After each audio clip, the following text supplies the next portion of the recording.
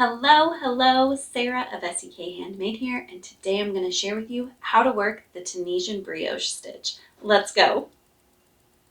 I absolutely love the look of knitted brioche, so it is no surprise that I absolutely fell in love with Tunisian brioche as well. It creates this really great texture of V's pointed upwards and is just so much fun. Once you learn this, I highly recommend working it in the round with a contrasting return pass color. It is so good. All right, so let's talk about setup. I have my interchangeable Tunisian crochet hook here without a cord on it.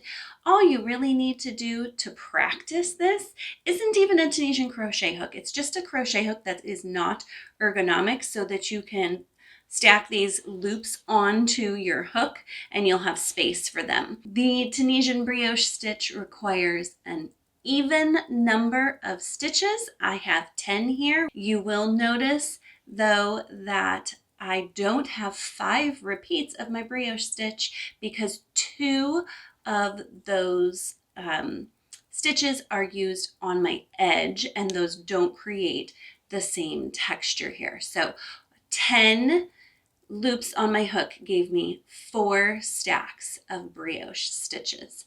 I have a tutorial on how to set up for Tunisian crochet listed below, as well as a return pass.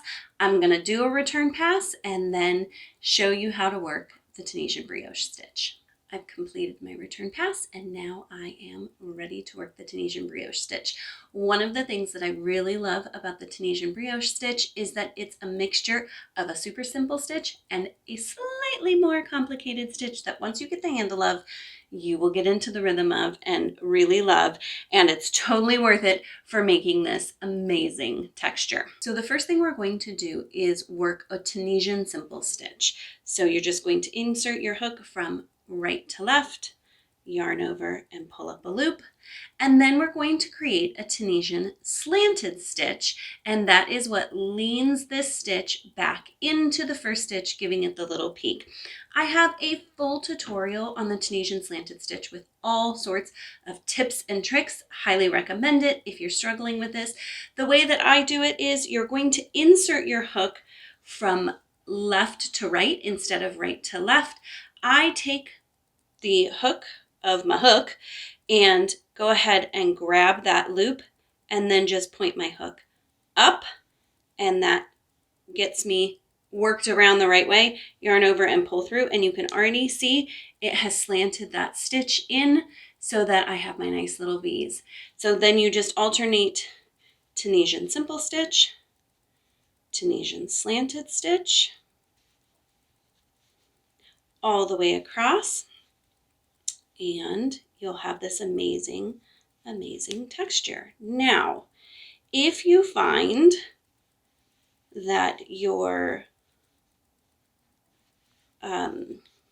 brioche stitches are not lining up on top of each other like they are with mine, go ahead and look back. You've probably either made a mistake, or if you're working in the round, you might have an odd number of stitches. So there you go. The gorgeous Tunisian brioche stitch. What an amazing texture the Tunisian brioche stitch provides.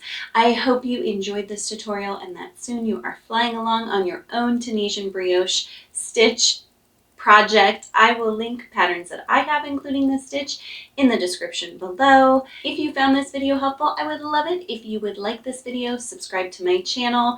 Thank you again for joining me today, and happy crafting!